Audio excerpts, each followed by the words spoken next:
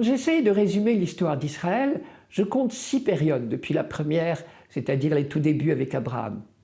Ensuite, il y a eu la période égyptienne, puis l'Exode, dont les psaumes se font très souvent l'écho.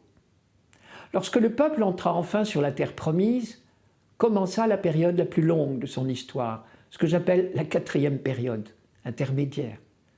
Ce fut le temps des juges, puis la royauté, jusqu'à la catastrophe de la prise de Jérusalem par les troupes de Nabuchodonosor, le roi de Babylone.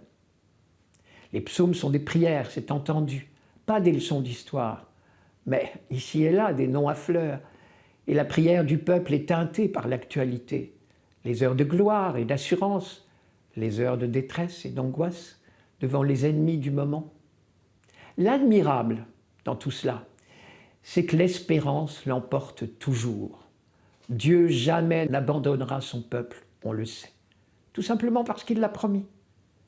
Il nous avait promis de nous libérer d'Égypte, c'est fait.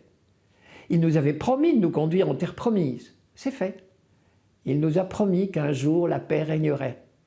Ce n'est pas encore acquis, loin de là, mais on sait de sources sûres que cela viendra. Alors on se le répète sur tous les tons. On se répète la promesse faite à David, le petit berger, devenu le plus grand roi d'Israël, parce que c'est toujours avec les plus petits que Dieu fait de grandes choses. Je lis par exemple le psaume 88-89.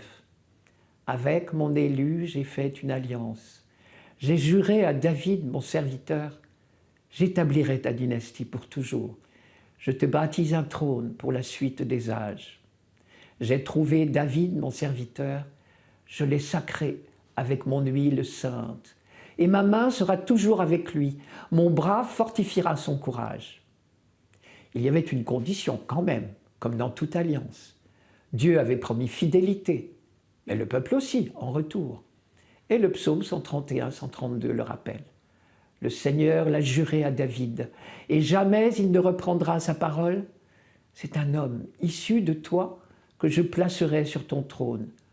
Si tes fils gardent mon alliance, les volontés que je leur fais connaître, leurs fils, eux aussi, à tout jamais, siégeront sur le trône dressé pour toi.